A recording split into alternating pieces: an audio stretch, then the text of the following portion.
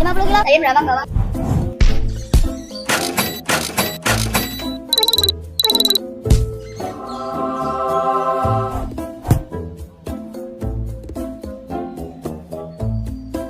Hah? Naik lagi?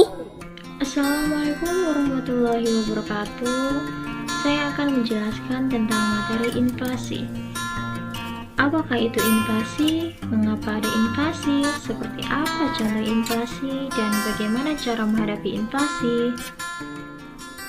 Sejak kanak-kanak, kita sudah diajarkan untuk mengelola uang. Seiring dengan bertambahnya usia, kita mulai memahami pentingnya uang dalam menciptakan perekonomian nasional. Uang sangat berpengaruh dalam kestabilan harga barang. Melonjaknya nilai tukar uang di masyarakat akan menyebabkan inflasi. Tahukah kamu apa itu inflasi? Ya, inflasi adalah suatu proses meningkatnya harga-harga secara umum dan terus-menerus.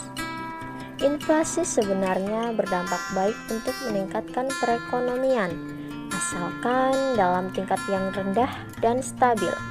Sedangkan dalam tingkat yang tidak stabil, inflasi justru akan sangat merugikan perekonomian. Karena inflasi yang tinggi menurunkan daya beli masyarakat dan menyebabkan kesenjangan pendapatan semakin lebar.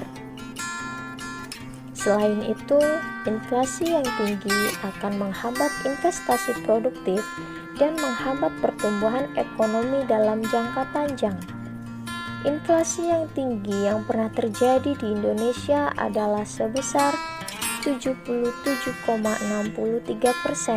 yaitu pada saat krisis ekonomi pada tahun 1998. Pada saat itu, masyarakat benar-benar sedang diuji. Bayangkan saja seluruh harga barang-barang terus melonjak naik. Jika pagi hari harga beras adalah Rp2.500 per kilogram, maka pada siang hari harga beras akan mencapai Rp5.000 per kilogram, bahkan lebih.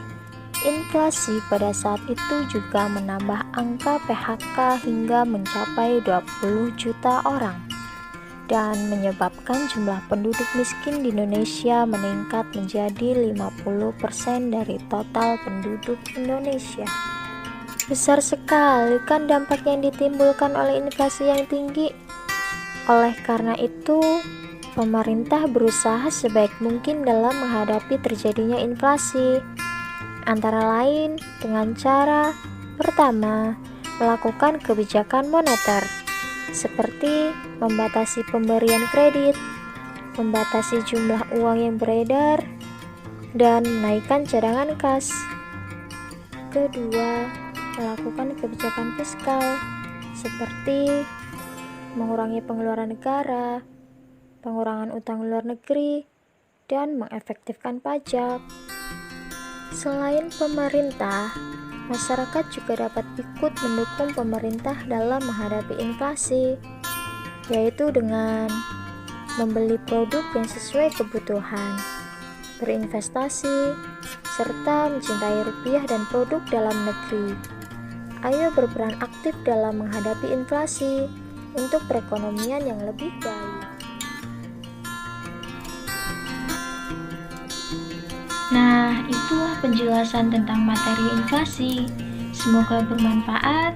Assalamualaikum warahmatullahi wabarakatuh.